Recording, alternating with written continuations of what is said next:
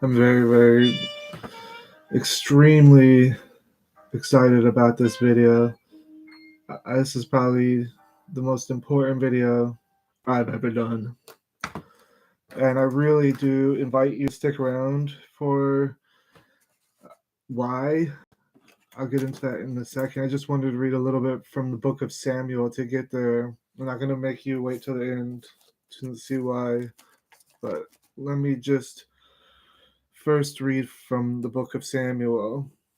And it says here in 2 Samuel chapter 5, but David did take the stronghold of Zion, which is the city of David. This says Zion, which is the city of David. On that day, David said, all who wish to attack the Jebusites must strike them through the water shaft. And I want to pause right there because it says here on Wikipedia, and I'm happy about this because when I started talking about this, it was saying something entirely different. That they would always try to say Zion and Jerusalem and stuff is, oh, where they have it right now. And, oh, Hezekiah built the tunnel. And there's much chagrin about a lot of the archaeology. The Dead Sea Scrolls and everything else aren't pointing to what they thought they would.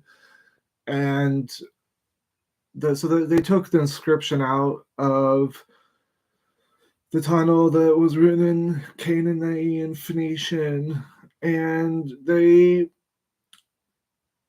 didn't seem to mention Hezekiah or anything that was going on at the time. And to their chagrin and to much my delight to finally be relieved of this burden, it says here now on Wikipedia, I'm here, this is all dated, so it could change again, but this is a live video. It says, the newer Siloam Tunnel, also known as Hezekiah's Tunnel, the newer Siloam Tunnel, also known as Hezekiah's Tunnel, is a water tunnel that was carved within the city of David in ancient times, now located in the Arab neighborhood of Silwan in eastern Jerusalem. Can you believe that they're saying it now after all this time? And I'm not going to much in the spirit of taking this relief as well as finishing this work, and it's not finished that I'm going to get into, but I can hold off trying to prove that, as Jeremiah said, the same thing going to happen to that you say happened to all them going to happen to you. And look what they did to Jeremiah. No, it's not the first time anybody's ever done this. Look at who I mean was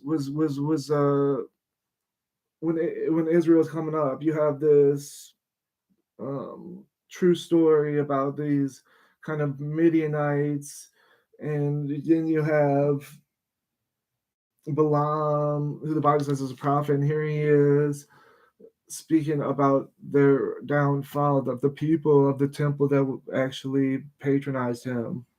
And so, but what do I want to say? It had nothing to do with that. Is that here in the city of David,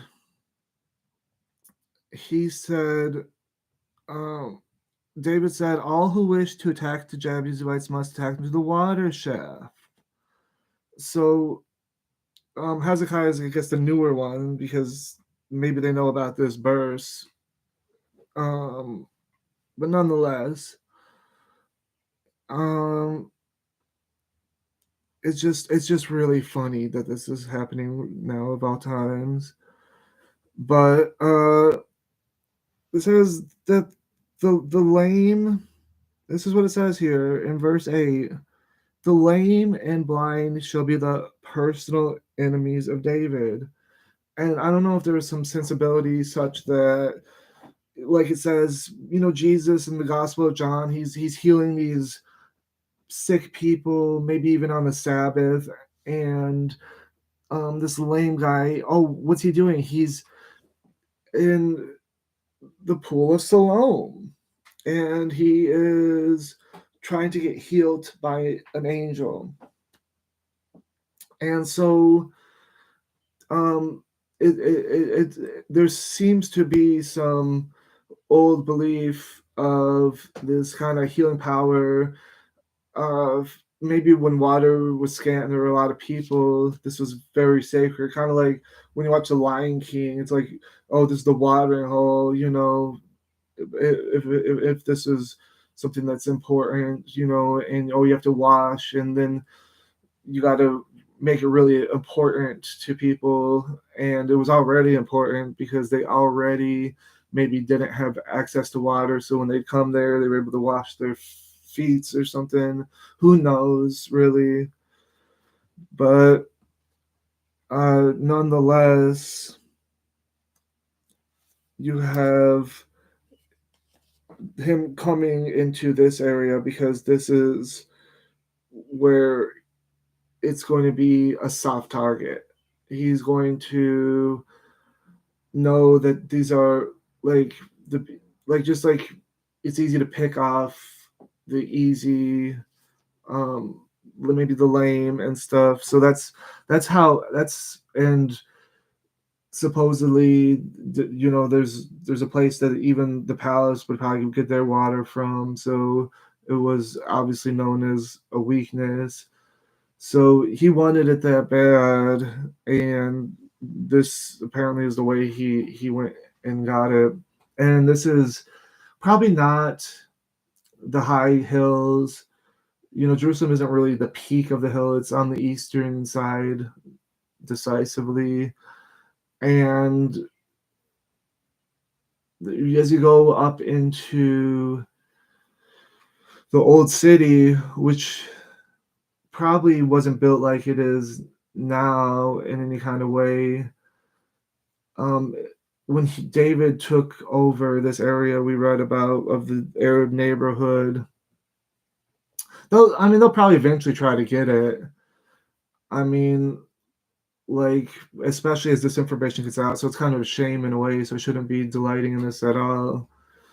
But um, like, it seems that they didn't even really have the high importance of the fact that David had his capital in Hebron, and I guess Ezra made a guest appearance or name dropped it at one time.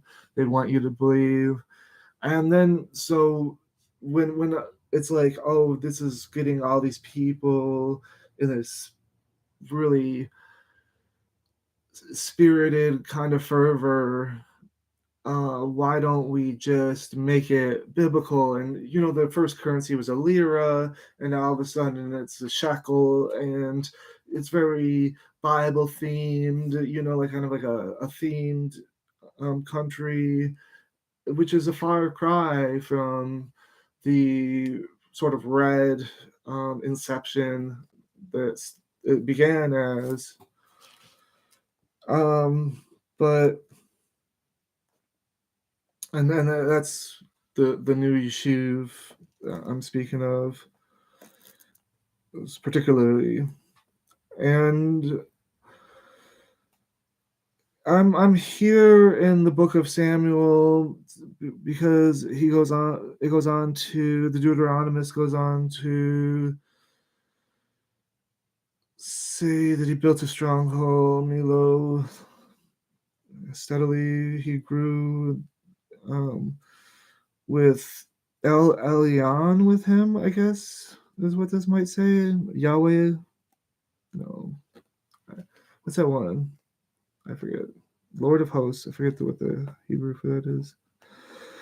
Hiram, king of Tyre. Hiram, king of Tyre. And masons.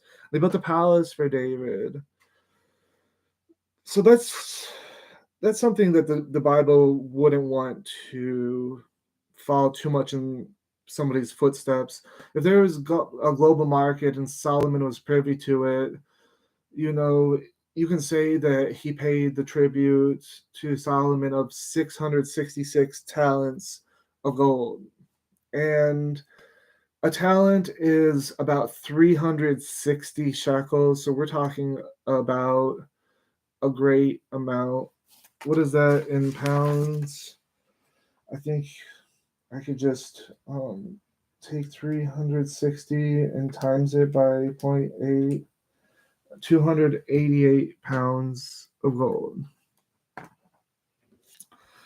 And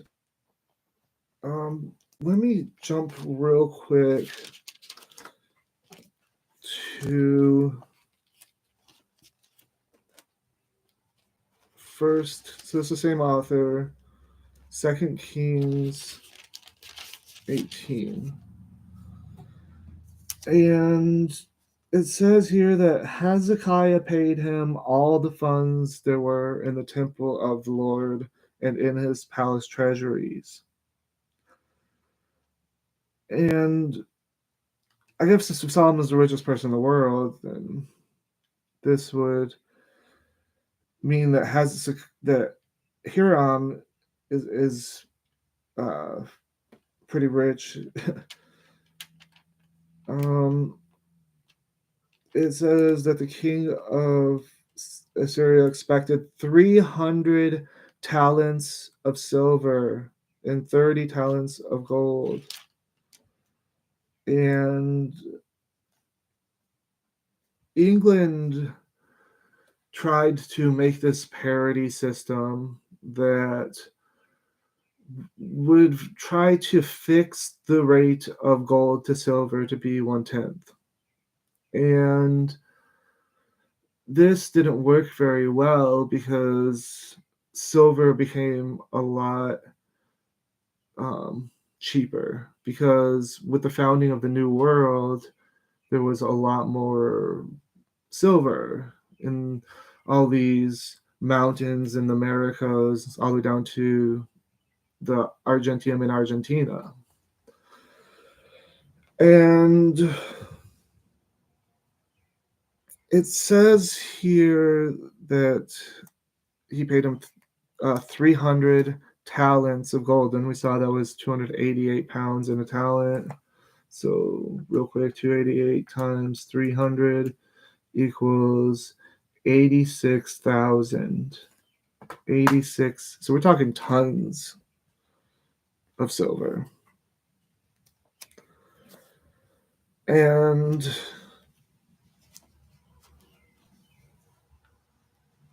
it says here that Hiram built his temple, and they go on to talk a lot of smack about Tyre. It's like Jeremiah 28. Those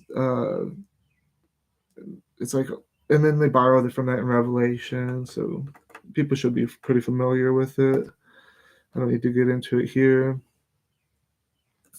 When the Philistines heard that David had been anointed king of Israel, they took the field and searched for him. On hearing this, David went down to refuge.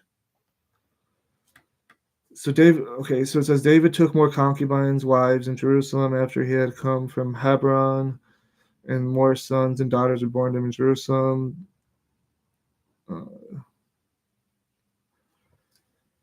So this is, I guess, where he is established king of Israel, but I guess can't stay real good in that city to the southeast of what's now the confines of and the cliffs of those eastern walls. Even in Jesus' times, that he talks about, he walked the steps up to the eastern wall. So it's mostly in the old city.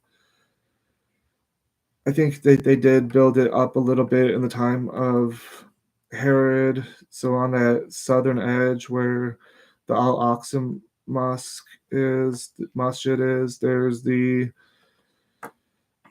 valleys there, and these valleys, I guess, had to come down when the Romans came in, and but they only got built up after this time period, as which we'll get into, and so we're not really talking about Jerusalem. We're talking about this what's today this Arab neighborhood outside of Jerusalem, and when he gets the ark back from Obed Edom and does his dance, it's down there. And it's not until Second Chronicles 5 where I think it's maybe First Kings 6 or 7 maybe where Solomon gets the temple built, in what we call Jerusalem today, and this is when they bring the ark over there, and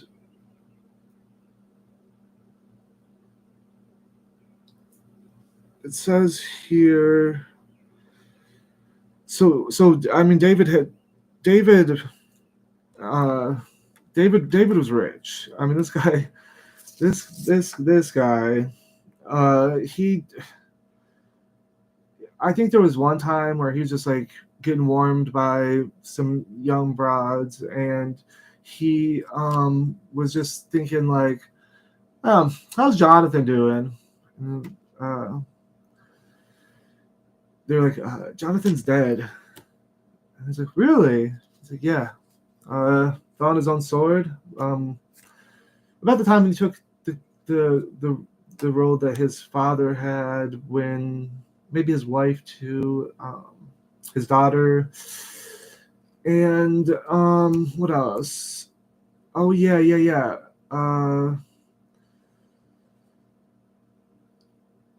He died fighting the people that you were living with.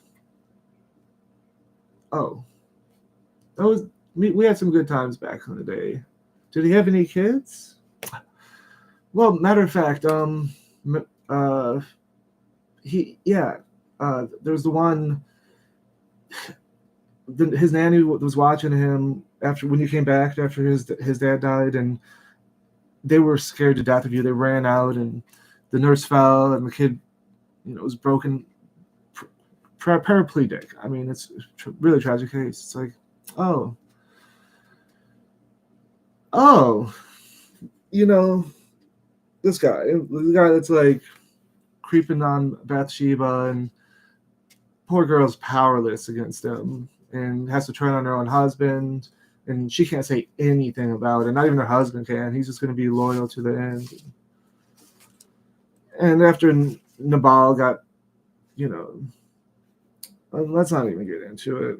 But the dude's rich, and he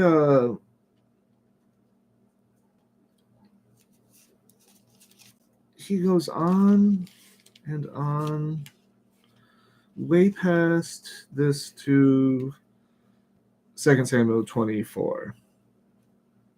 And is Joab still around? Maybe Joab was. They both had the same relative. Like Nahash was David's father-in-law. I don't know which one, but then you'll have his sister and maybe her son. I'm not sure about the details, but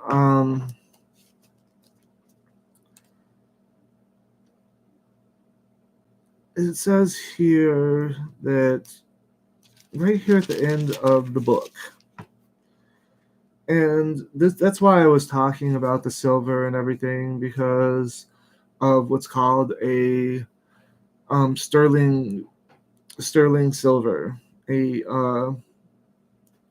pound sterling is what they would call it in England. The British pound, a pound sterling silver. And we all know that a pound is 16 ounces.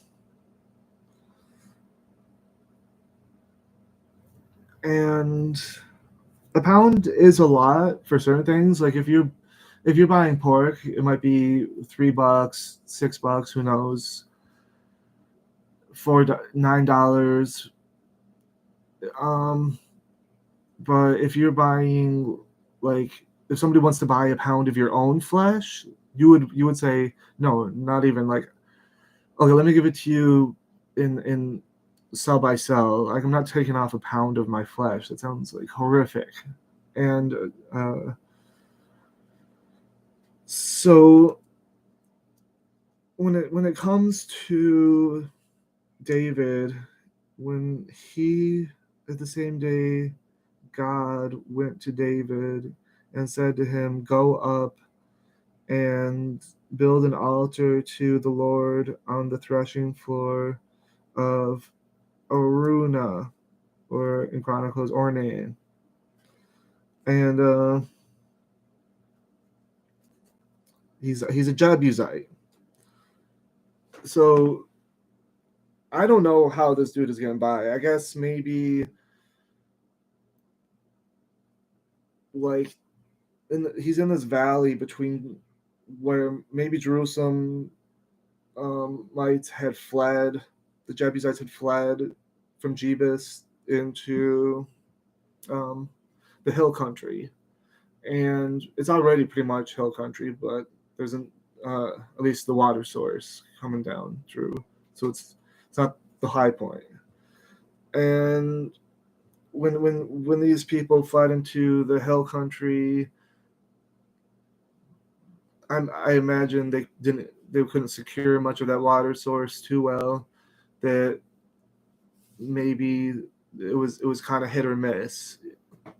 And when they Ornan, I mean, he might have been left behind for who knows what reason. He could have been too lame because he would have already, maybe he was inside his house at the time. Maybe he got lucky, but he's not too scared.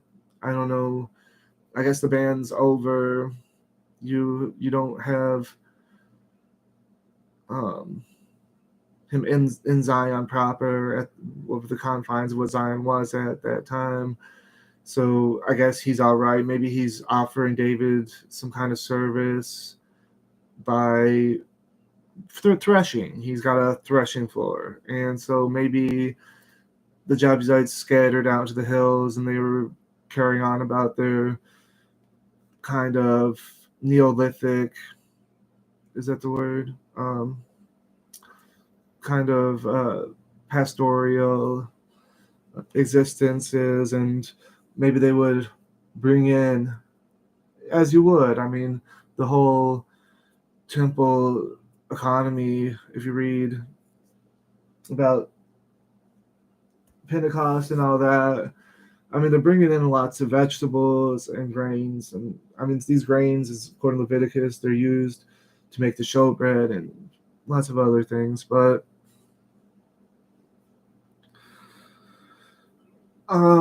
when it comes to this spot, I mean, this is probably like a valley that makes a good spot for threshing because you don't have things scatter too far. It makes a good barrier. Poor guy's lungs. I mean, he's probably got, from all the chef, he's probably aspirated some of it. I mean, so this is probably a poor guy, but he's not too poor. I mean, he's got some oxen apparently. So let's read. Um, it says, coming toward him while he was threshing wheat. So he went out and paid homage to the king with his face to the ground. Then Aruna asked him, "Why does my lord, the king, come to his servant?" David replied, "To buy the threshing floor from you, to build an altar to the Lord, that the plague may be checked among the people. So you got a problem with your God. You kick these people out, and the way to solve the problem with your God is that now you have eminent domain to boot this guy out. And I'm reminiscent. I'm reminding. It's reminding me of Naboth's vineyard. That's the same author later on, where King Ahab sent these two liars against. And this is the problem with these witnesses. It's like when in these cultures, Muslim, Jewish, um, law-based cultures, they have this ancient belief that we don't have to worry about nowadays. Like in London, there's enough security footage to not have to rely on witness testimony. And witness testimony is, in fact, incredibly flawed. But they have this idea that a woman could be caught in adultery and you could bring some witnesses. And this is dealt with in the Gospel of John too, in chapter 8. But and I think too it's suggested with the sinful woman in Luke, and maybe even the story of the miraculous birth of Jesus too, maybe. But when it comes to his eminent domain, he had eminent domain, David, over Bathsheba, and Ahab was saying he had eminent domain over Naboth in his vineyard. And I don't know what the significance of the vineyard is. Maybe someone else can enlighten me. But Jeremiah says, look at this place where my presence was before, and it's clear in the biblical text when you read it, is that there's this whole story of Shiloh and a bunch of other things. So when they talk about David building the altar of the Lord, it's like, well, where was the altar of the Lord? You know what I mean? If you think about it. And David was anointed by this guy named Samuel. And this guy Samuel grew up in this northern Sumerian Bethel. You know, Saul's a little closer than David to all that. But here goes this eminent domain that he's talking about. That he come up on him while he's working. They're not giving him any time to think about it. He wants to buy this, but we're gonna say, "Let my Lord take and offer." Good sport. I mean, good sport.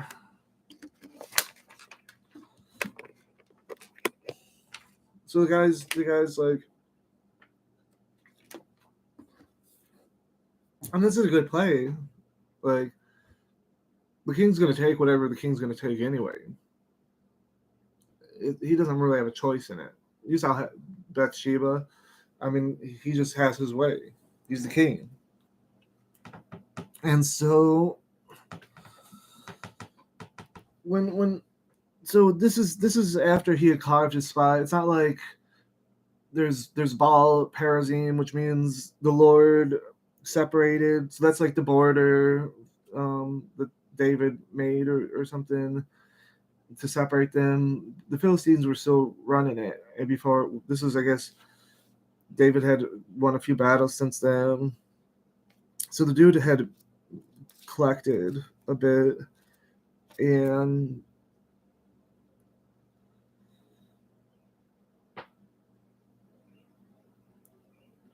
it's something caught my eye. This is Benaiah, son of Jehoiada, stalwart of Kabzeel, the man of great achievements. It was him who slew 2 lions in Moab. He also went down and killed the lion in the cistern At the time of snow, it was he too who slew an Egyptian of large stature, although the Egyptian was armed with a spear. This is crazy. Um, so it says here.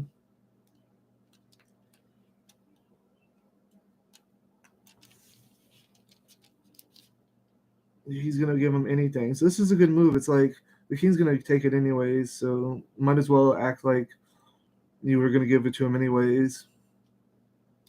The king, however, replied to Aruna, "No, this David is dense. David is dense.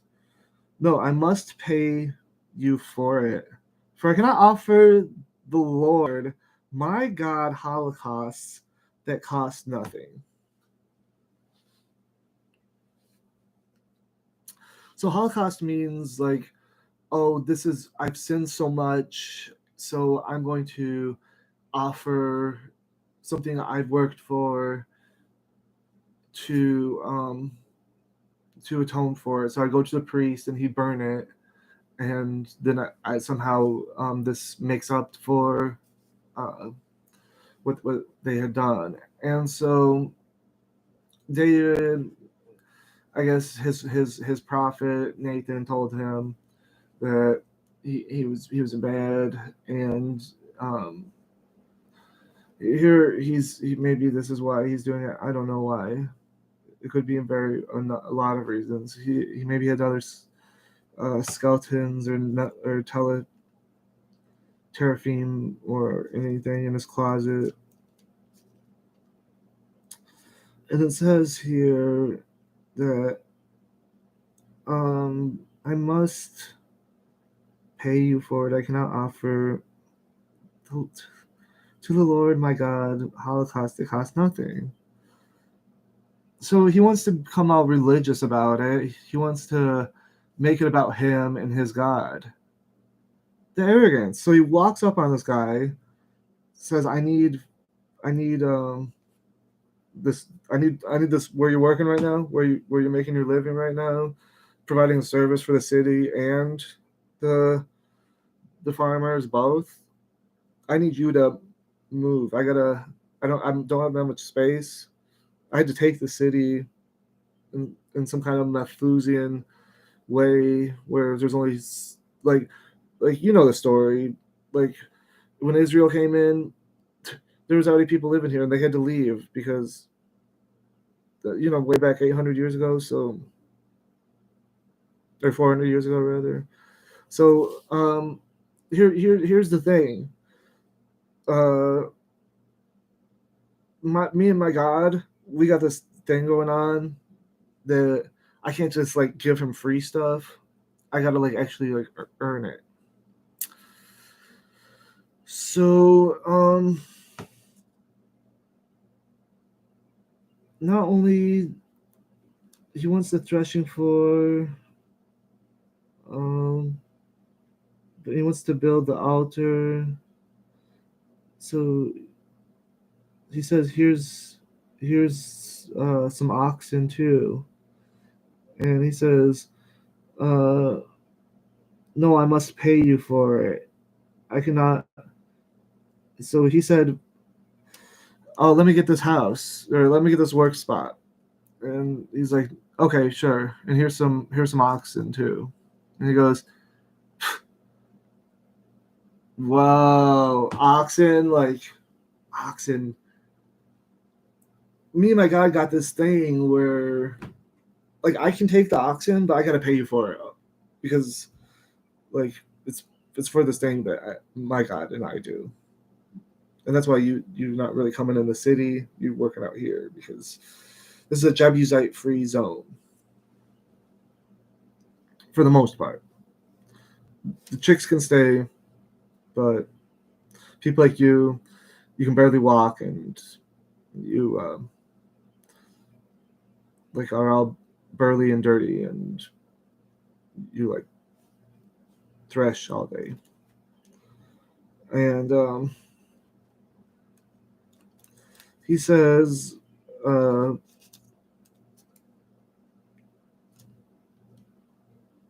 here are the oxen, the threshing sledge and the yokes and oxen. For what all this does Araunah give the king. Araunah then said to the king, may the Lord your God accept your offering. The king now, however, replied to Araunah, no, I must pay you for I cannot offer the Lord my God holocaust for nothing. So David bought the threshing floor and the oxen for 50 silver shekels, which is 1.25, so a pound and a quarter of silver, a pound and a quarter, and it's roughly a pound. And that's where they get the word dollar from, and that's where they get the word pound from. Because as these governments set themselves up, they wanted they allude to this biblical idea of a dollar. And this is supposed to be like, oh, very good, sire. That's a whole week of wages. I am so grateful. Thank you. Oh, 2 weeks' wages. I only had to work for 2 weeks and then wait for 2 weeks. Thank you so much. I had to pay rent and phone and everything before the month even began. Thank you, sire. And he said, so he paid 50 shekels, a pound. He gave him a pound of silver, a pound. Hezekiah paid in tribute 300. He had to rip down the doorposts to make this payment. And Solomon, 666. I don't remember if that was silver or gold. The gold's even more so. Talents.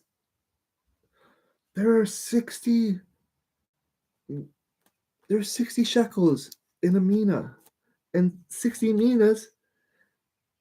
So we're talking like just a really, really small amount. Like we're talking grams. We're talking grams. Like if I remember Mr. Burns ordered a kilogram and it like fell on Homer's head and he's like, oh, it sounded like a large amount. 1,000 kilograms. Or 1,000 grams or something. Yeah, 1,000 grams. I don't remember. So kilogram. A kilogram's not a lot. It's like a half a pound. And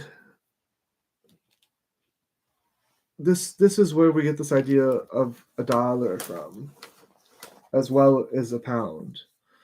The dollar is based on a pound, but they took all of the mascot away from it, and it was masquerading as being something different than what it is, which is this belief that David paid this pound of a very fine metal.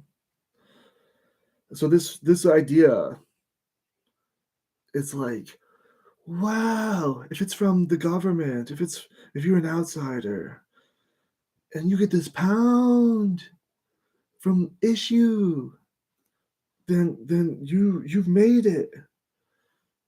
You could start any from there. You could buy a fishing pole and you could fish, and then you could sell fish, and then buy a taco truck, and then sell your taco truck and buy a restaurant, and next thing you know, you'll be driving a Rolls Royce. And this pound goes back to the year 1800, believe it or not. If you go to Wikipedia's page for the pound and look at the history, it talks about this guy, Sir Shaw, who studied the Carolinian monetary system, and he gave values at different snapshots in time. And there's a little table right there, right at the beginning. And I went ahead and mapped it out. And I'm not sure if you all are reading this frontwards or backwards. Right here, it looks backwards. So this reads backwards to you. This is the time of David way down here. This is the amount he paid from top to bottom. And this is now, this is year 0. And this is what the guy had. He had the year 1800, believe it or not. And after a little while, he had another data point, and then he had a bunch of data points, and then he had some more. And I don't know how much you can trust this. I don't know what he's going on, because what I'm measuring here is how much ounces of silver. Gold is just 10 times more than this, so very easy. Just multiply anything by 10. How much silver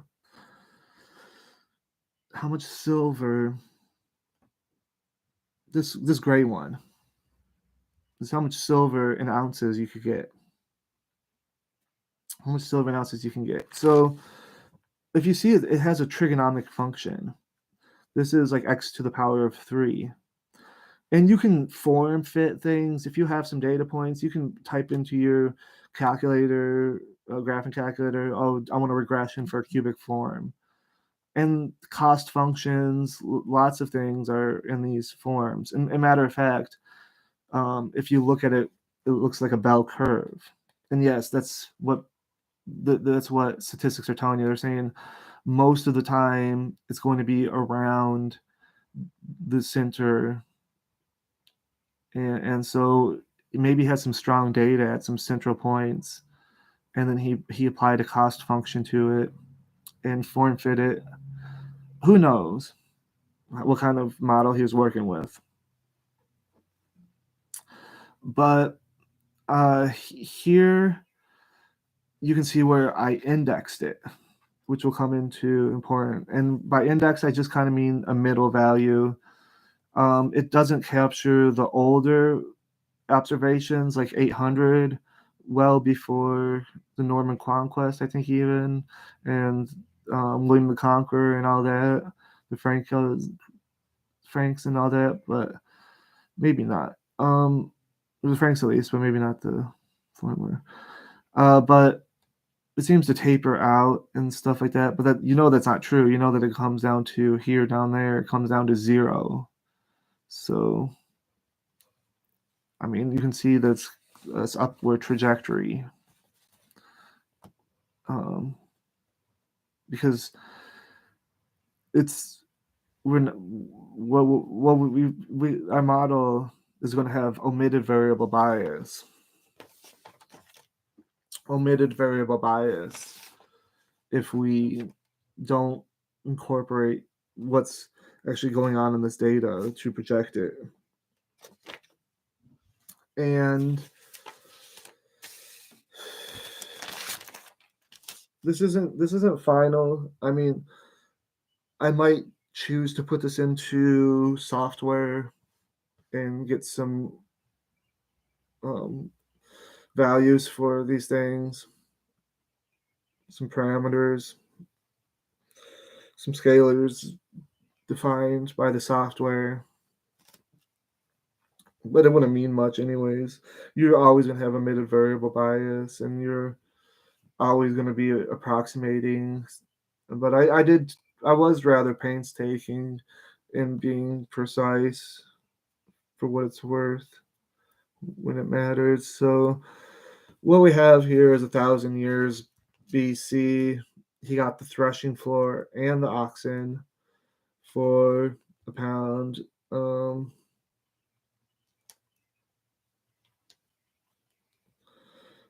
And you could get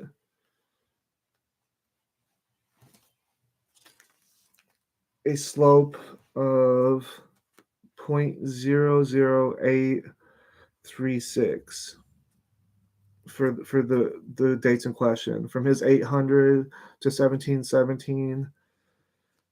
How much it changed a year. So if you can really easily convert this to 100 years, so let's just do that. Move the decimal over 2. It moves every 100 years about 80% of. So you can see it's steadily losing its value on average. If you were to draw a line through that, those endpoints, you would draw an average, and that would be 80 some percent of an ounce every 100 years. And when we figure out how much, when I figured out how much it's worth now, which when I pretty much put it down to pretty much zero, I have it to not even, I have it to like 6% of, and 19 basis points of an ounce of silver is how much you could buy. Because if the dollar is only worth 4/5 of a pound, and you can get a pound of silver for $323 at spot, then you could get one for 258 pounds. And I don't know how to work the pence and the shillings and farthings and everything like that. So let's just call it 258. And we have to also factor that when we're dealing with ounces of silver at the spot price, those are troy ounces. Those are actually a little bit greater than an ounce. So I took all that into consideration, and that was my answer. 6% and 19 basis points. And I wanted to measure something else because I saw a problem in my data. Anybody that's worked with time series data should know that any of these economic projections, if you don't control for population and do a per capita adjustment, then you're going to get a lot of noise. So that would be the biggest variable to admit is population. So that's an easy one to get. And when I plotted a few population points where I took population in consideration, I'll go through my methodology real quick. I'm dealing with it proportionally. You might disagree with that, but I would say that all of the statistic models are doing the same. And when it comes to the parameterization to try to make it more realistic when the way that they deal with things isn't realistic. They use this triangulation and statistics and a lot of assumptions, but I'm not going to get into that right now. So my methodology was this. I took the slope from the index. I found an index. I took, like I showed, I took a midpoint in the data and compared it to that. And so when I did that, I got a value of like 7.4 ounces. And from 7.4 ounces to any given point, I would draw um, a line. I would draw a line and subtract the difference. Like I would um, see how much it changed in value, and that in turn would give me the slope when I divide it by how many years went by. So I found the slope from that point, and then and then after I found the slope from that index point to observation, I multiplied it. Sorry, excuse me. I did not mean multiply. I divided it. I divided it by how much the population changed. So population actually got smaller, which it never did. Um, then I would be making the slope even bigger. And if but in all these cases, the population did get bigger. So I'm proportionally changing the formula for that. And with the observation now, where we have decimated the value of silver, I would say that's why. It's the huge population growth that happened after the years in question. And that's why it's downward so dramatically anyways at certain points until the end here. So population, you just expected to go off the deep end and just which it did, it goes down to here. But any time with my changes, look, it's way up here. With my changes for population, it's way up here. And it's towards the baseline. And that's just for controlling for population. And I think it's for good argument too. My argument is that if you have a pizza and you have 4 friends eating pizza, and you're deciding, should we invite 4 more friends, and you have 8 slices. If you have 2 slices if you don't invite the friends, and you have 1 slice if you do invite the friends for pizza. And so when you have more people, there's less silver to go around. Let's say you wanted to start an army or something. Let's say you're King David and you got to pay your mighty men.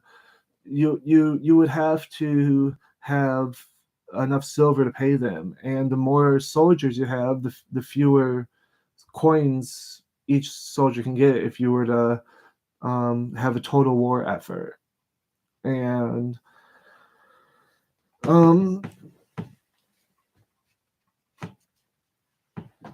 we know that having a metallic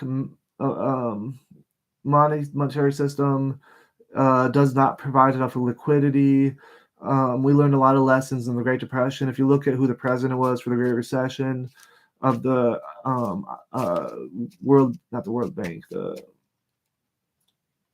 chairman of the Federal Reserve was Ben Bernanke, who studied the Great Depression. And this is what gave a lot of credence to people like Keynes and other people. The lessons learned from, they put these restrictions on Germany, and there was enough liquidity. And this is all history, economic history.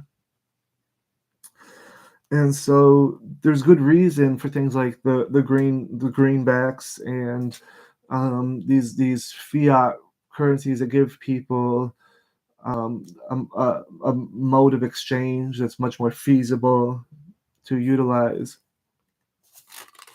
So I'm not here to say, oh, these central banks are collapsing the value of the currency. I mean, that's not why I'm here, whether I believe it or not. It has nothing to do with it.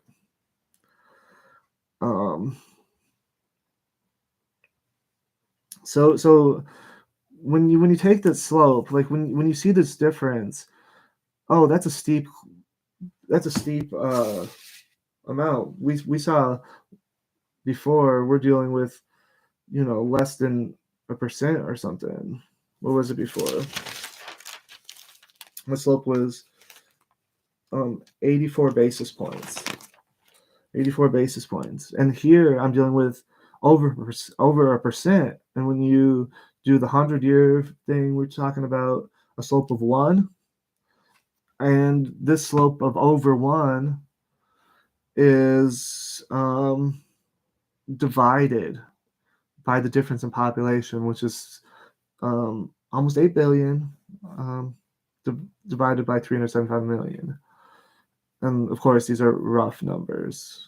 I did put I did take 8 billion out to 4 digits though. I got 210. And 210, so when you take the slope and divide by 210, you get 0.0000. That's 4 zeros. 56. So even when you convert it to the 100 years, you're still only talking about 56 basis points. And so that's much smaller, and that's why I plotted it over here. All I got to do is multiply the slope times the run and do the difference from the change. Very simple. Elementary. And then I did that to these other points. And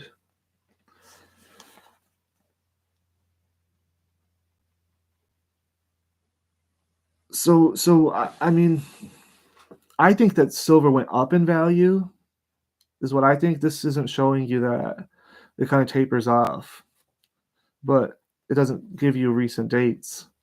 And I think that silver's gone up in value because it's not just used as coins for soldiers and things like that. It's used for, like, they put like silver on windows and stuff like that to reflect. It's very useful metal for industry. And with this happened to coincide. I'm not going to look it up, but this happened to coincide with the advent of the Industrial Revolution. So with the Industrial Revolution, it's much more easy to use silver, and this would even be higher. I think it would be even higher, except for it would be much higher, and it is in a lot of ways. But I think it would be much higher if you take into account. I don't know how much on the deep end I want to go. I have lots of opinions about this, but I don't know how much I want to get into. But yeah, I think with the use of it, it would be worth quite a bit. It's just that there's so many people. Am I saying that right? So I'm saying it with the use of this metal, that you're going to get less of it. Oh, so population would bring it up. but use would bring it down. I don't know. I didn't think about this part before I made this video, but um, I think either way, when we project into antiquity, um, I think they're both like looking in the same direction. If you ask me, I think that um, they somewhat mirror each other in a way, and they somehow those two those two curves have similar characteristics. And I bet if I drew all the data points in, I don't have the time to. They'd look even more the same. They would look both start to take that form a little bit, but there's always going to be omitted variables, and these are all projections, anyways. But I think nonetheless, um, you could say that it's reasonable that the idea goes back to this idea that David paid $1, but $1 used to be worth something. Like when old people say,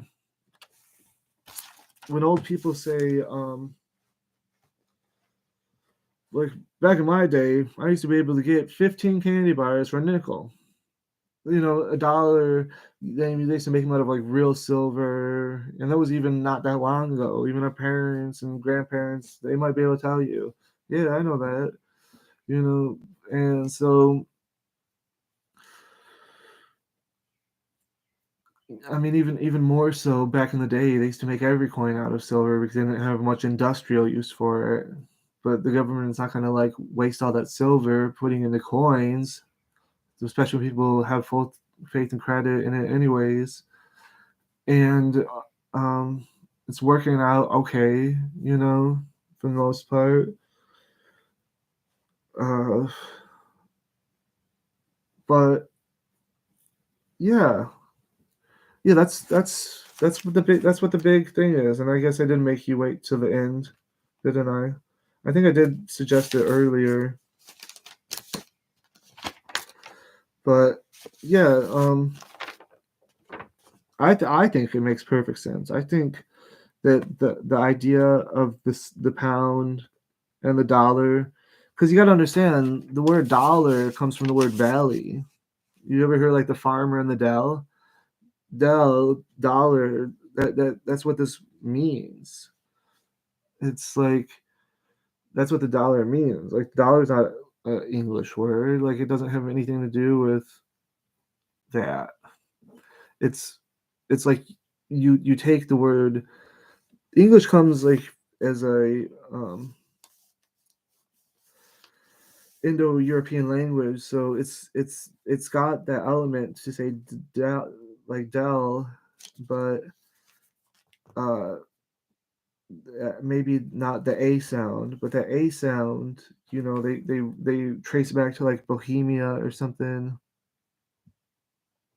and maybe the a becomes the o or something, and the idea comes from this Thale, which is the valley, and that's why they named. Well, what do they name their dollar after?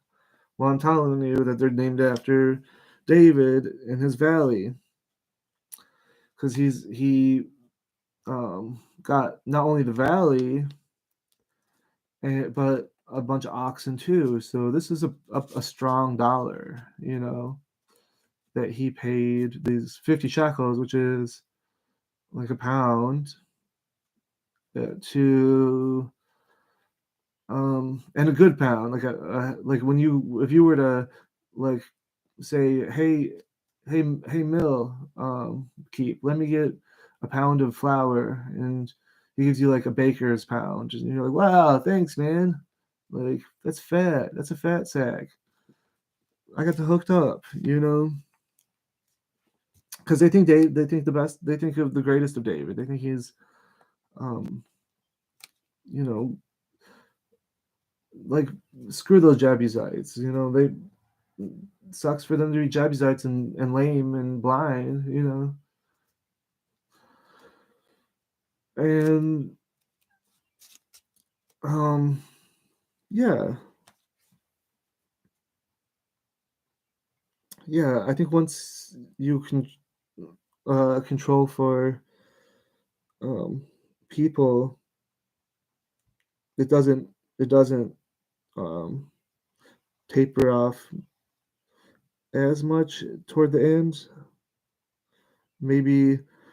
Well, you got to understand too that um population. So if I'm controlling for population, my graph is going to kind of either suggest that silver's been getting more and more valuable over time, which I think it is. That is my argument basically. But once you control for population, this will peter out. What I'm saying is, oh yeah, this will take off even more because if it's getting more valuable over time, but not that much more valuable. But you gotta understand, population isn't increasing this whole time. It's brutish and short. Life is rough. So if it just stayed the same value, then this might suggest that maybe this is just noise. Maybe it just goes like a wave like this. So maybe David paid him like half a pound, half a pound in today's terms. But um, silver's becoming more valuable and more valuable, so maybe paid him like a quarter pound. So maybe David only paid him a quarter pound, is what I'm saying. So maybe when he's I'm not gonna I can't take this handout. I'm a king, and I'm giving it to my god anyways, and so it doesn't count. Like here you go. You've been working hard all day. Take a load off. Go get yourself a drink. Oh, good. A drink. I have 4 ounces of silver in today's terms because silver's much more valuable.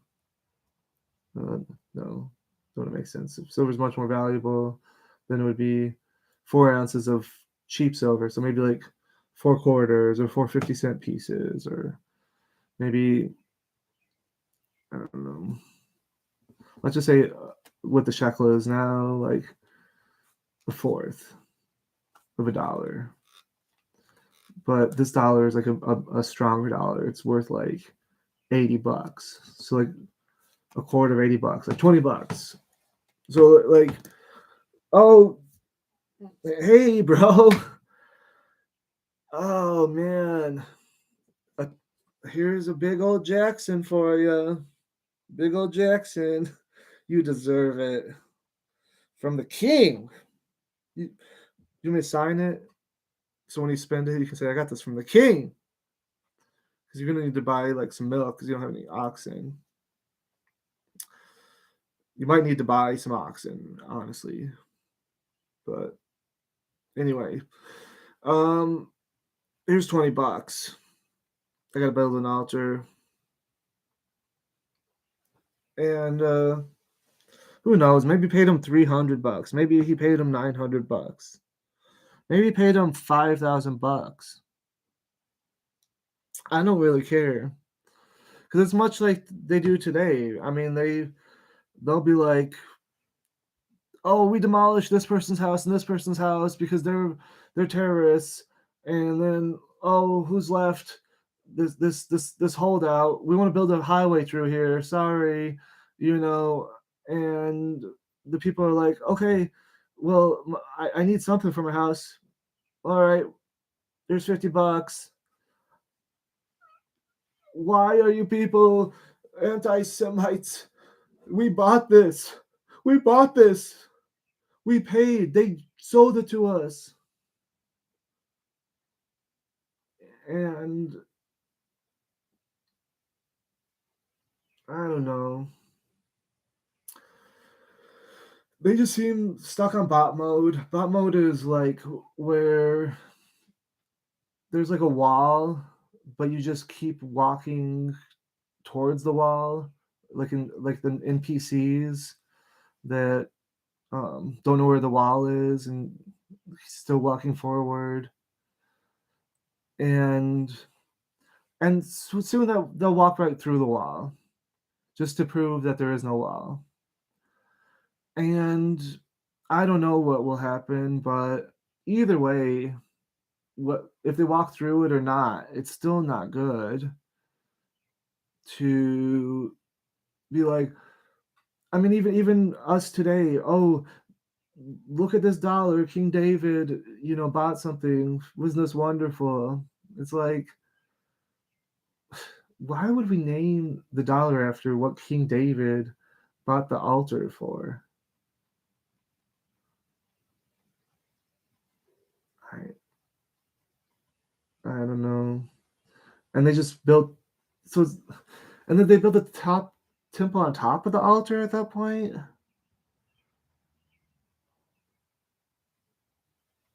I don't know. And what would that mean? Like in significance? Just makes me wonder. I don't know. All right. Peace.